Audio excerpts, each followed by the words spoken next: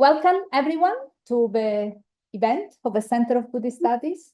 This is the Happy New Year because this is still January and this is the very first event that we have in 2026. It's also the very first Buddhist forum that we have in this academic year. So Buddhist forum is usually being understood as kind of a couple of events. We are going to have a talk tonight by our speaker, Andreas Schlosser, and it's open talk to everyone. After this, we're going to have stay. The talk is going to be 45, 50 minutes, and then we're going to have an open discussion. And afterwards, there is a reception in the room S113. S113. For everyone to join. After this, on Saturday morning, 10 a.m. to 1 p.m., we're going to have a second part of a Buddhist forum, which is a seminar. Where we're gonna explore material, methodology, and it's more interactive with the audience. So this time, we're gonna listen to Andrea and then ask her a question, but on Saturday, everyone is kind of equally participating in the event. We had the Buddhist Forum, I think it's the longest series that we had at the Center of Buddhist Studies, as far as I was told before I arrived here. And has been sponsored by Cancer Foundation, who has been a sponsor for us for several years already. And we are extremely grateful because it let us invite speakers like Andrea and others to come here, not just for our students, but also for people that live nearby and can have a little bit more understanding of Buddhism, of arts. We have been talking about text, arts communities, so different and many topics that we can cover with the Buddhist Forum. So after my welcome, we'll pass the mic to my colleague, Christian Lukzant, who is going to give the introduction to Andrea. Yeah. And so welcome from my side. I'm kind of senior lecturer for Tibetan Buddhist arts. Here at SOAS, and I'm organizing the Buddhist Forum lectures, and that's why I give the introduction. I'm happy to welcome Andreas Schlosser, who is researcher in a long-term project on Buddhist manuscripts from Gandhāra at the Ludwig Maximilian University in Germany, in Munich. And obviously, then she specializes in Brahmi and Kharoṣṭhī sources. And so she is one of the very few people who can actually read these Kharoṣṭhī texts and interpret them. And some of these turned out to be the earliest sources on Mahayana Buddhism that we have, or at least on an early version of Mahayana ideas. And since actually she published her book on 3 early Mahayana treatises from Gandhāra, I had in mind to bring her to London to introduce that work and to provide an update for us on where Gandhāri manuscript research stands in relation to Mahayana. And so I'm very happy that she agreed to do that today. And she will focus on that in the lecture. In the seminar, I want to mention that too. You don't need the language background, but what you really get is a background into how to work with these, as you will see, rather fragmentary manuscripts in a rather difficult script. And how that relates to these texts that we have in Gandhāri relate to texts in other languages of the same period. So with that, we can go to the talk, which will be on Mahayana without the concept of Mahayana, evidence from early Kharoṣṭhī manuscripts from Gandhāra. Welcome. So, thank you very much. Thank you very much for coming. Thank you very much for the invitation. And it's a pleasure to be here at SOAS. It's my actually first time. And yeah, I'm very grateful to the Cancer Foundation that this is possible. And yeah, as said, today I would like to speak about a Buddhist text from Gandhāra. Maybe first Can everyone hear me? Good. So Gandhāra is the northwestern region of ancient India that was once a center of Buddhist studies from the first centuries before the Christian era until the 3rd or 4th century, reaching its height under the Kushan Empire. And the text is transmitted on birch bark and written in Kharoṣṭhī script dated to around the early 2nd century. The title of my talk, Mahayana without the concept of Mahayana, is meant quite literary. So the text I will discuss clearly teaches what we would identify as Mahayana doctrine and practice, and yet the term Mahayana itself does not occur even once. So my aim today is therefore not to argue about labels or schools, but to show by closely reading the structure and contents of the text how early Mahayana thought functioned before it became a named self-conscious movement. Before concentrating on the text itself, I will give a quick overview of the Buddhist Kharoṣṭhī manuscripts known to date. So it all started with a manuscript discovered in 1892, allegedly near Khotan in Central Asia. This was the first literary Buddhist text, a version of a Dhammapada. To date, it's incomplete, with one part being preserved in Paris and another part in St. Petersburg, and the 3rd section has never been located. 100 years later, in 1994, the British Library acquired a collection of 5 pots, one of which contained 29 manuscripts and was dedicated to the Dharmakṣānti. They are predominantly Śravakayana texts, tentatively dated to the 1st century. It's now stored in the British Library and studied by Richard Salomon and his students and colleagues. The exact provenance is uncertain, but possibly Hadar in eastern Afghanistan. Like the British Library, the Robert Senior collection, named after its owner, was found in a pot that was located in the stupa and dated to the year 12, presumably that of the Kanishka era, thus approximately around 140. The find spot is unknown, but believed to be one of the several stupa sites in and around Hadar, so just like the British Library manuscripts. It is a uniform collection of canonical sutras, introduced in 2003 and studied since by various Kharoṣṭhī experts such as Mark Allen, Andrew Klaas, Joseph Marina, and students. One single scroll was purchased by the University of Washington in 2002, but had already been in private collection for 40 years. Another singular purchase is the Library of Congress scroll, acquired a few years later. It contains a biography of many Buddhas, and it's already partially published by Richard Salomon in 2021, so just recently. Then the next 19 manuscripts belong to the Bajaur collection, discovered in 1999. They belong to the manuscripts belong to various different genres, as well as legal documents and also one Rajaniti text.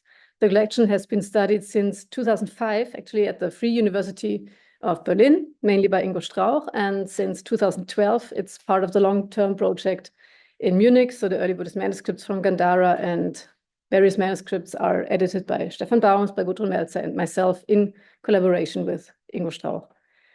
The manuscripts were reportedly found in a stone case, perhaps something like that, within the precincts of a Buddhist monastery in the district of Bajaur in northwestern Pakistan. However, no archaeological evidence or any visual documentation exists to confirm this claim. Shortly after the Bajaur collection, a smaller collection of 5 manuscripts became known and was published by Harry Falk. In 2011, the fragments had been equally described to come from a stone case in the Pakistan-Afghanistan border area. And then the most recent discovery is known as the Islamabad collection, named after its current place of storage in the Islamabad Museum. It is the yet biggest collection of more than 60 scrolls of fragments containing texts of various genres, many of which can be attributed to the Mahayana. The principal investigator of this collection is Mark Allen from the University of Sydney. And during the examination of these new manuscripts, it became clear that the previous division of the collections needed to be revised. So scrolls from different collections had been written by the same hand, and parts of manuscripts had been found in at least one other collections. I will give just 2 examples. These are 2 Vinaya manuscripts So one from the Bajaur collection of a Kamavachana formula, and one of the Islamabad collection documenting Patimoksha rules. And you see it's the same format, it's almost the same, parts are broken away, it's the same script, so they clearly belong together and are written by the same hand. And this is another example. So we have parts here from this University of Washington scroll and parts of the Islamabad collection, and they belong together to one long fragment. So we therefore now regard the Bajaur, the Split, and the Islamabad collection together with the University of Washington and the Library of Congress scroll as forming one big collection. It remains, however, unclear whether this greater collection was originally a unified collection or represented a collection assembled in modern times from different sources. So we don't know. Or likewise, the exact find spot has become unclear. So it's either Pakistan or Afghanistan. So yeah, we might never know. So these are the allegedly the find spots. And in addition to these texts, there are a few hundred palm leaf fragments dated a little later, so to the 2nd, 3rd, or 4th century, found in Afghanistan in 1994 in the vicinity of the giant Buddhas of Bamiyan. The majority were bought by Martin Skøyen from Norway, and a few others went to Japan and are now in the Hirayama and Hayashidera collection. So among these manuscripts, there are several Mahayana texts or sutras, some of which we already know from later manuscripts in Sanskrit or from Tibetan or Chinese translations. The titles of the parallels are as follows. And I start with the presumably earliest one, so it's the Ashtadhyatrika, and again, this is the title of the Sanskrit version and not the one of the Gandhāra. We don't have, for this one, this is the exception, so we have one small fragment of a colophon where it says Prajnaparamita, but not Ashtadhyatrika. So in Gandhāra, it's Prajnaparamita, but in Sanskrit, it's Ashtadhyatrika. Then we have the Pratyutpanna Buddha Sammukha Avastita Samadhi Sutra. Also here, it's not the Gandhāra title. We have parallels to the Samadhi Raja Sutra and parallels to a Chinese text where we have no other Sanskrit or Tibetan version, and which might have been called something like Suchiti or Suchinti Sutra. And among the later palm leaf manuscripts from Bamiyan, we have extracts from the following text, which I've arranged in the order of their dated Chinese translations. So the first is the Ukra Paripricha. We have the Sarvapurna Samuchaya Samadhi Sutra, the Viradatta Paripricha, the Vatrakalpika, and the Bodhisattva Pitaka Sutra. So most of them have been published already, but the Ukra Paripricha and the Viradatta Paripricha will be published in the next volume of the Buddhist manuscripts of the Skøyen collection volume, which you might know, so this big blue books.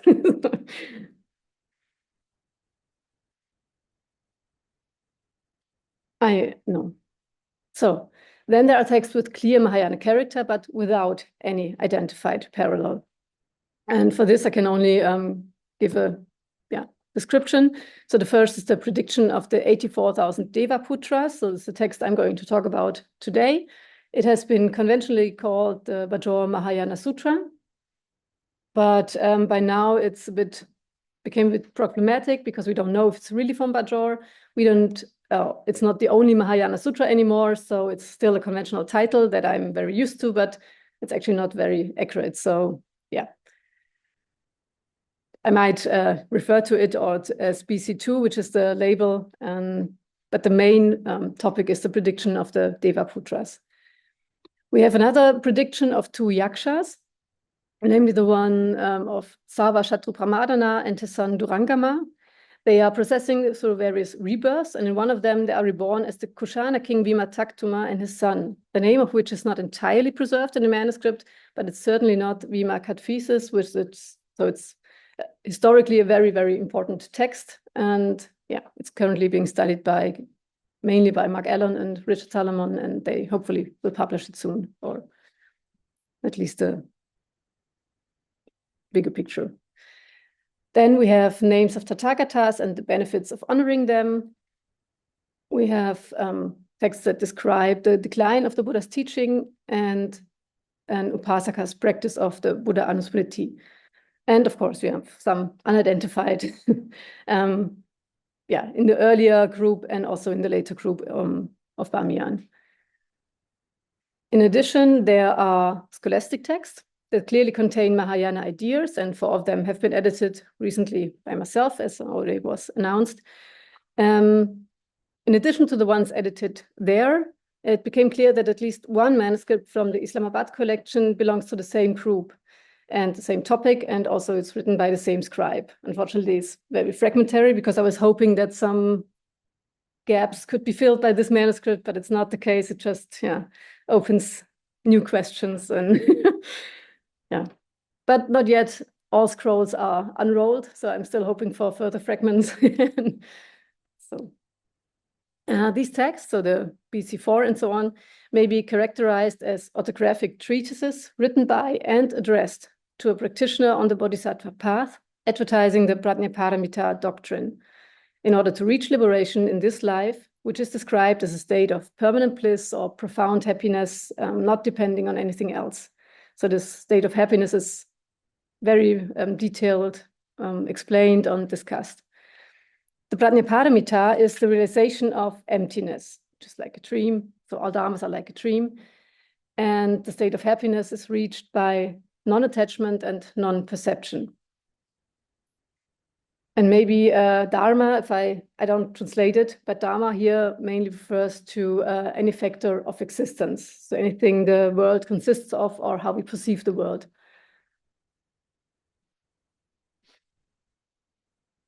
In these early testimonies of Mahayana, without mentioning the name, we get the impression that it started as a spiritual vocation. So as Janet Yeh has put it once, that was not clearly separated from the general Buddhist community. It seems that the practice of non-perception, which is expressed as anupalamba or aparigrihita, was voluntary for those who wanted to experience the happiness of liberation already in this life, so who wanted to become detached from the experience of suffering. In the words of the Gandhāra Prajnaparamita, the perfection of wisdom should be heard or could be heard by one who is here. No, sorry, should be heard even by one who is being trained on the level of a disciple. So the Mahayana practice is not an exclusive club, but it's certainly a method that was considered superior to the traditional teachings and the traditional practice, for example, of the Smriti Upasthanas. As said, the term Mahayana is strikingly absent in the Kharoṣṭhī manuscript corpus so far.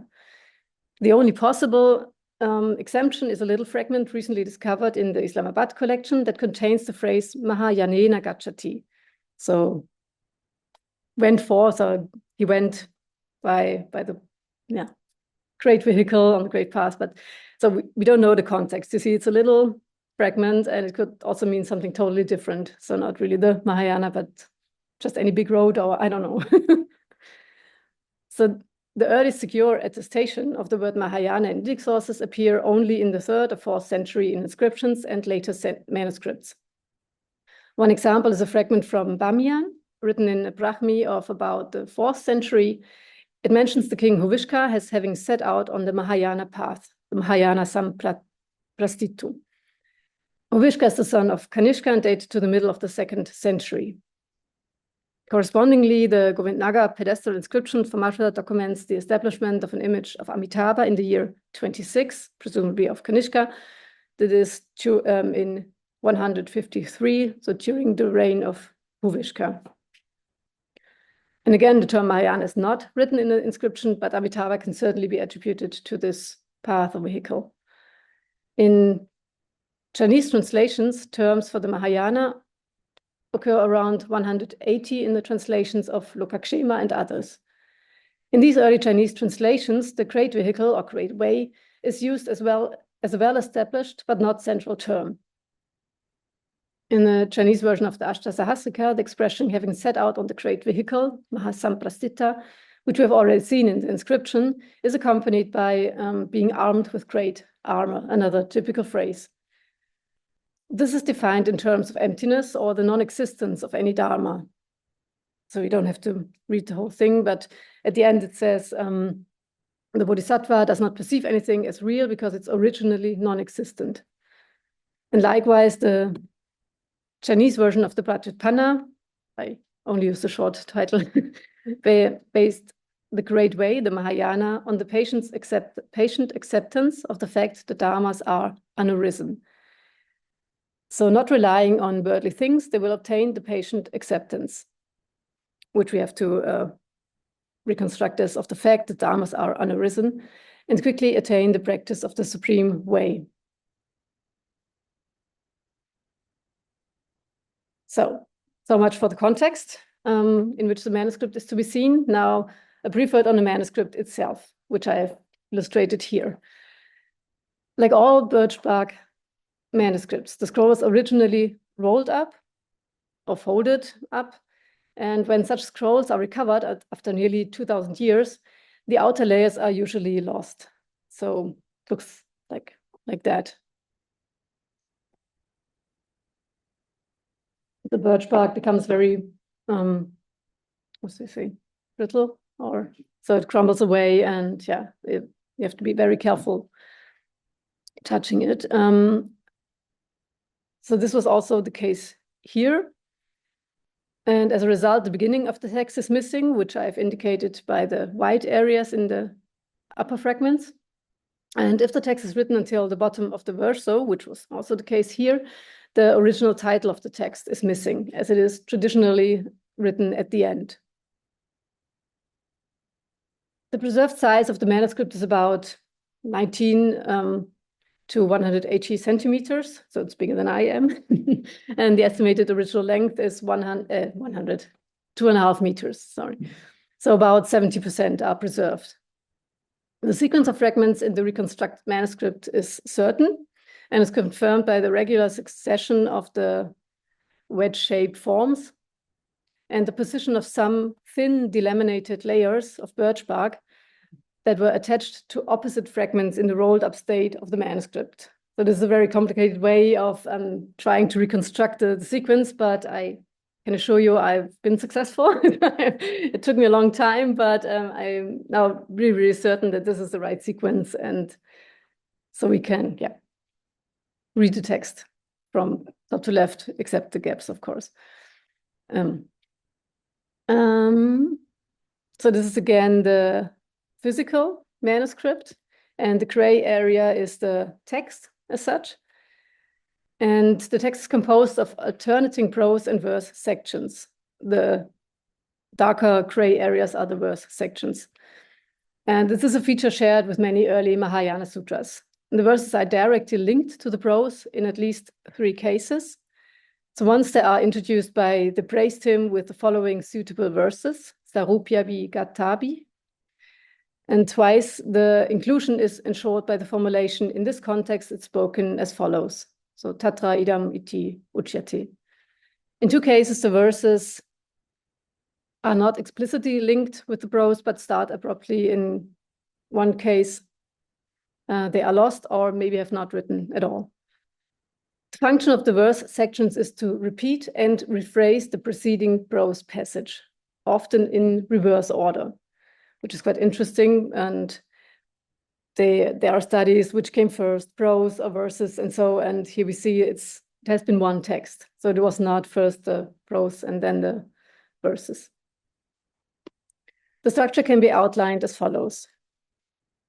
After an introductory dialogue between the Buddha and Śāriputra, which is mainly lost, the Buddha, only named Tathagata, is giving a teaching on non-conceptualization and emptiness, and this sets the theoretical framework of the whole text.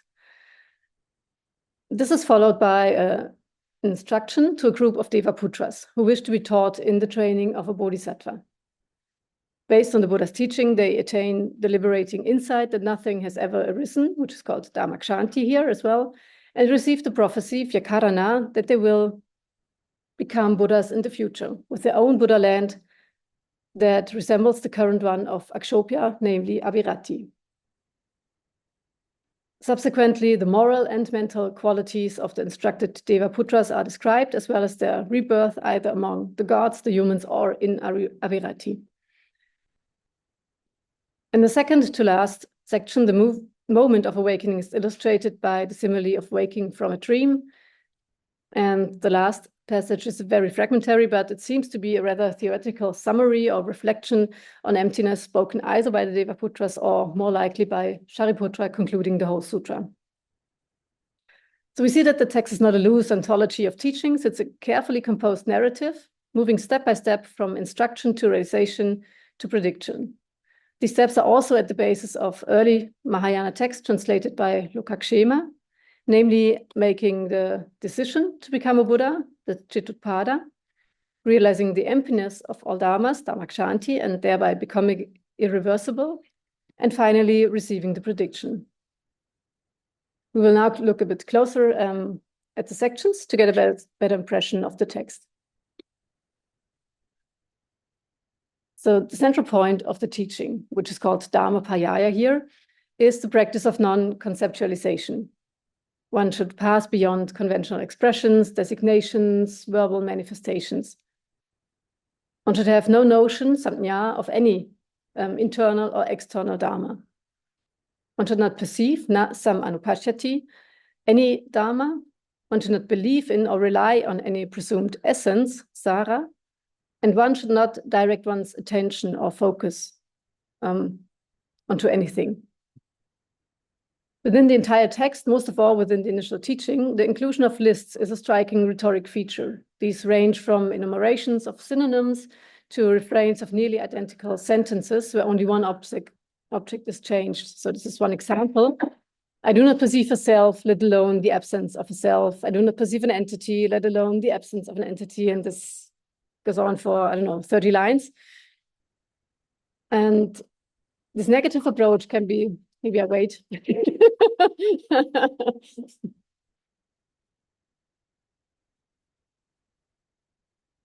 Don't want to compete with them. Yeah, I like the sound actually. So this negative approach can be summarized as rhetoric of negation or rhetoric of emptiness, which is used in Prajnaparamita, an early Mahayana text intended to transcend all concepts in favor of a direct apprehension of the ultimate truth. And this is just the original, would say. So I don't know if you see it. I've tried to put the Sanskrit chaya, which does not exist, so we just translated it into Sanskrit, so for others to understand it better. So this is the blue area, and this is the original Gandhāra. Just to show you how it's in the original text. In the larger Prajnaparamita from Gilgit, it's formulated as follows. So when practicing the perfection of insight, the bodhisattva, mahasattva, does not perceive any dharma. Not perceiving, he does not think, he does not cling to anything. The teaching is repeated and rephrased within the instruction of the Devaputras who want to be trained in the training of a bodhisattva, the bodhisattva shiksha.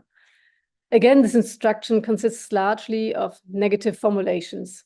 So they should not form a notion of a self, Atman, Sattva, Bhava, Jiva, Pudgala. They should not form a notion of the 5 elements of the material world, so earth, water, fire, and so on. They should not form a notion of anything perceived, so Drishta, Shruta, Mata, Viññāta, or 5 aggregates, Rupa, Vedana, and so on. And they should not form a notion of awakening itself. And I give an example for the last part, as I like this passage, because of its linguistic deconstruction. So no dharma is apprehended here, honorable exalted one, because of which one becomes fully awakened, which, and this is in a masculine singular, becomes fully awakened, which in a singular, becomes fully awakened, and which in the feminine becomes fully awakened, by which one becomes fully awakened, and to which one should become fully awakened. Previously, we had a notion of awakening, of bodhi, a notion of mind, chitta, but now we do not perceive that anymore. Previously, we had a notion of an aspiration, pratita, which is a rather unusual term, based on which we had directed our minds towards awakening. Now, we do not perceive a mind, chitta, anymore. Now, nor awakening, nor a living being, based on which we would move, progress, and proceed towards awakening. So in the last section, you have the deconstructed bodhicitta, bodhisattva, and so it just negates everything. A similar philological approach can be seen in the Ashtasasika and the Samadhiraja Sutra. And I give here one passage from the Ashtasasika, and again, the blue is the original Gandhāra, translated into Sanskrit. And yeah, the Ashtasasika is in Sanskrit. But you see better the parallels. So you have the same formulation, or rather, Dharma Upalapyate and Dharma Samanupashyati, but you have Yo Dharma Abhisambodhyate also in the Gandhāra and Abhisambodhavya and so on. And so what is striking is the consistency of this rhetoric. The text does not simply negate certain metaphysical entities, it systematically dismantles every possible object of cognition, including Buddhist categories themselves. If one can calmly accept this realization, namely that there is no Dharma nor has ever been, one is destined to awakening and can not fall back or turn back from it anymore. So having heard such a Dharma does not lose heart, but plunges in and believes resolutely his awakening is to be expected. Standing firm, this bodhisattva will not turn away from the highest perfect awakening. He will not turn back from the highest perfect awakening. And again, there are several similar formulations in Prajnaparamita texts from the earliest Gandhāra manuscript onwards, mostly, however, in relation to the teaching or the practice of the perfection of wisdom. This is a parallel in the Gandhāra Prajnaparamita. And yeah, I tried to highlight the parallels. So it's similar, it uses different words, but it's the similar structure. And what you see in the first is also having taught in this way, so having heard such a Dharma, and in the second passage, it's then replaced by the perfection of wisdom. And also in the lower examples, you see that it's also having who gets not depressed is then settled in the irreversible sphere.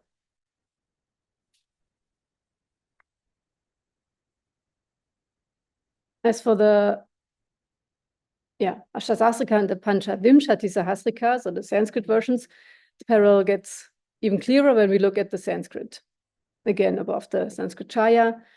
And yeah, you see the Evam Rupam Dharmam is replaced by the Prajnaparamita, but we have the same Na Samsidati, and you have the same Na Pratyut Avartyate an Uttara Samyak Sambodhi.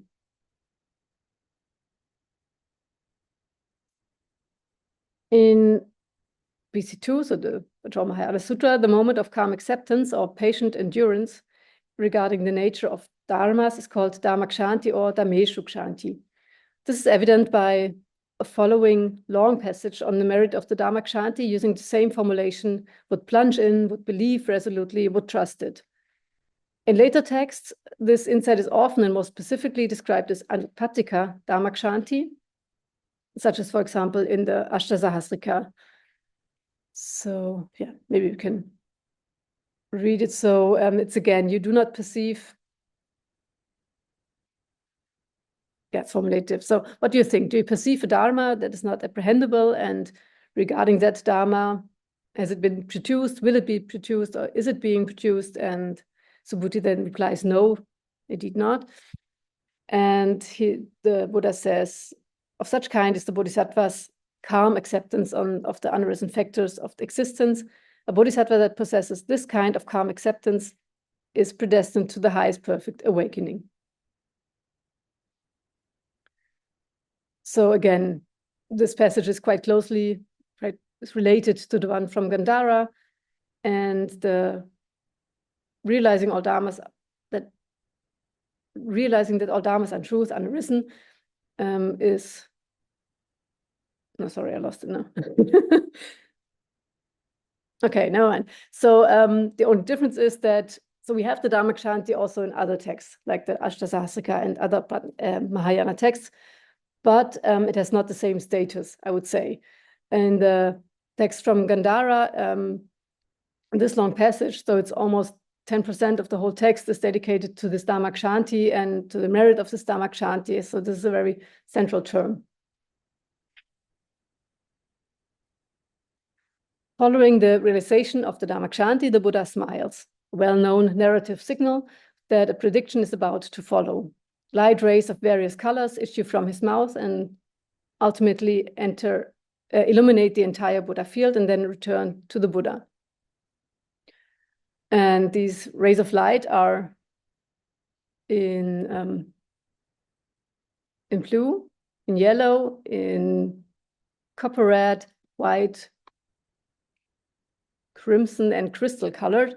And these are actually the colors of that inspired the international flag of the Buddhist Union. And I find this very interesting that such an old text has it already. But yeah, that's just a side note. In the text, Śāriputra asks for the reason of the smile, and the Buddha responds with the prophecy, with the Vyakarana. All the Devaputras are predicted to become future Buddhas, sharing the same Buddha name and residing over a Buddha field that resembles Akṣobhya's Abhirati. So you will come in the future after innumerable eons, after many innumerable, I can't pronounce it, immeasurable, inconceivable eons.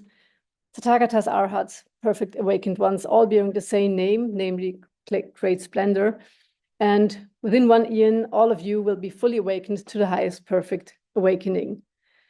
Similar mass predictions are described in the Sadhama Pundarika Sutra or in the Karuna Pundarika Sutra, where Buddhahood is predicted to thousands of people.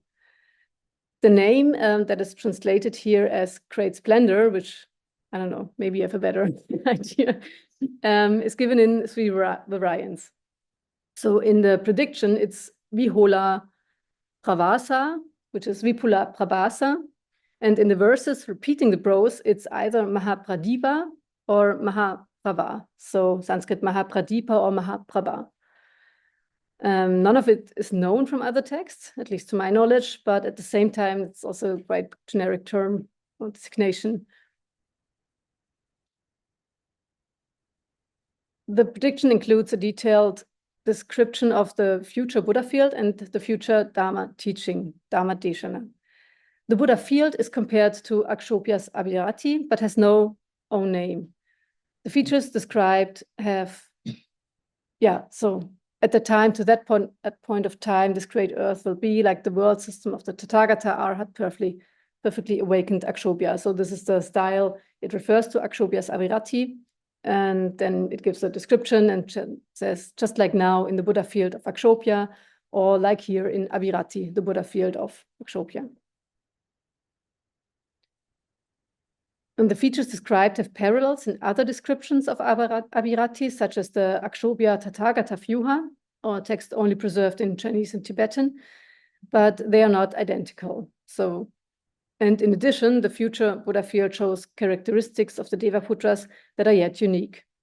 Details have been discussed by Ingo Strauch already in an article in 2010 and will be summarized and updated in the forthcoming book. So I will not go into detail here. The future Dharma teaching lists 11 points to show how the Devaputras would instruct others. Each point is followed by the refrain, in this way they will teach the Dharma. Such then is the Dharma teaching. And this summary is quite unique. It takes up points that were already addressed and explained in the initial teaching of the Buddha, such as, for example, the space cannot be split or broken. So if you just read this short list, you don't know what that means, but in the preceding prose passage, there's a long section on this simile of space. And I will only show you this list and we can read it in the seminar on Saturday and maybe together with the prose, so that might be interesting because I really like this list. It's like a short list and of non-perception. And the prediction also includes 2 longer passages on the qualities of the Devaputras. So we're here top right. and their future rebirth, both of which are clearly based on the terminology and phrases of Śrāvakayana texts, however adding Mahayana terms or transforming or negating the earlier Buddhist doctrines for the purpose of non-perception. For example, the moral conduct consists of the Panchashila and the Akushala Karmapata, which are both Śrāvakayana lists, but peculiar is the mix of the selected items, making 11 altogether.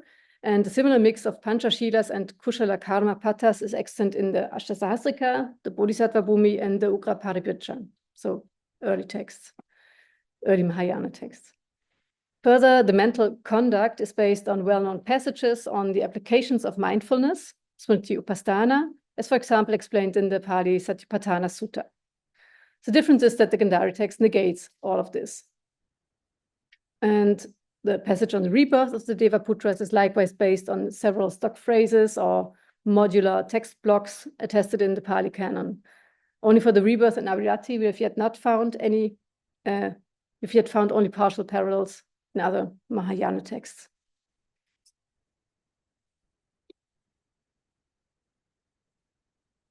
I have no idea of the time, but it should be okay.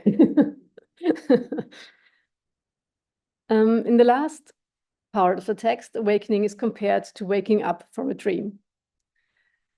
So a man would wake up. Being awake, he would be awestruck, thinking, it is wondrous indeed that I had set up the notion of a Tathagata, where there is in fact no Tathagata, from whom is the Dharma given, and so on. So to the man being awake, it would occur while not mindful, which is asmritya here, there was a notion of a Tathagata for the Tathagata. While not mindful, there was a notion of dharmas for the dharmas. While not mindful, there was a notion of an assembly for the assembly. And dream metaphors like this, illustrating the illusory character of dharmas, are, for example, known from the, again, Ashtasahasrika, or also the larger Prajnaparamita, the Book of Sambasta, and the Lankavatara. And likewise, the Devaputras, here's one from the Ashtasahasrika. So the son of good family emerged from his concentration and asked, from where have those Tathagatas come and where have they gone to?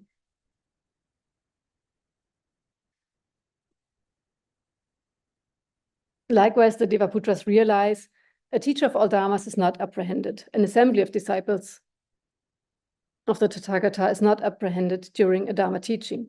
How much less will it occur to us? We will become Tathagatas, arhats, perfectly awakened ones. This realization then leads to a general negation of everything involved in the process of awakening, and again, remarkable grammatical negation, denying perception in every possible case relation, namely the accusative, genitive, instrumental, ablative, and locative. So we do not think of a dharma.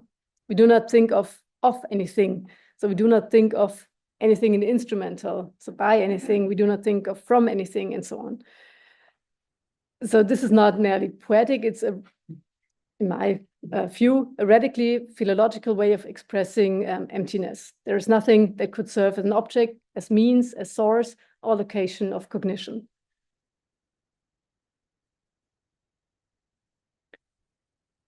So, to my conclusion already. So several text passages share elements with texts of the Prajnaparamita and Mahayana genre. It seems plausible that those textual elements have been part of a floating mass of oral transmission of which the author made deliberate use. In the Bajaur Mahāyāna Sūtra, as likewise in Prajnaparamita texts, conservative text elements are interpreted in a new way to open up new perspectives. This concerns above all the teaching on emptiness and the call to pass beyond all concepts. With regard to the Prajnaparamita literature, Louis Lancaster wrote, within the text, the teaching is mainly done through the use of dialogue between well-known figures, including the Buddha and his major followers, such as Śāriputra, and the subject matter revolves around long-established debates about the nature of perception and cognition. So exactly what we have in the text from Gandhāra.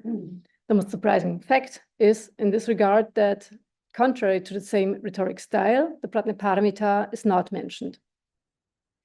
One could argue that the term had been written on lost parts of the manuscripts, but it's highly unlikely that all those fragments were broken away by chance. In addition, it should be expected that in the long merit passage, that this should have been dedicated to the Prajnaparamita and not to the dharmakṣānti.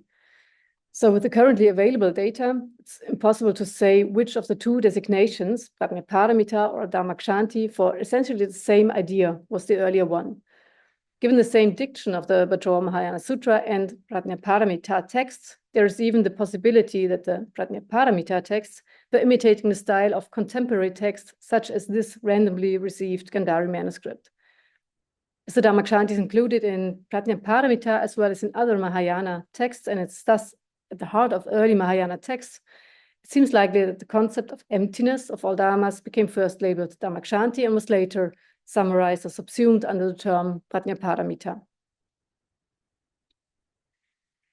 The various forms of instructions throughout the text, the Dharmapāyāya, the Bodhisattva Shiksha, and the Dharmadeshana, show us a form of practice that is radical in its emphasis of non-conceptualization, which is expressed by phrases like sam anupashyati, na upalapyate, na sanya, and the terms amanasikara and anadhikara. So also two terms that are became central for the Madhyamaka philosophy. From a historical perspective, this suggests that the Mahayana first emerged not as a named movement, but as a way of practicing and thinking, or rather not thinking. So one that only later came to be conceptualized, labeled, and institutionalized. From a doctrinal point of view, the absence of the term Mahayana is almost programmatic. Bodhisattva trained in non-conceptualization should not cling even to the idea of Mahayana itself. So, thank you very much.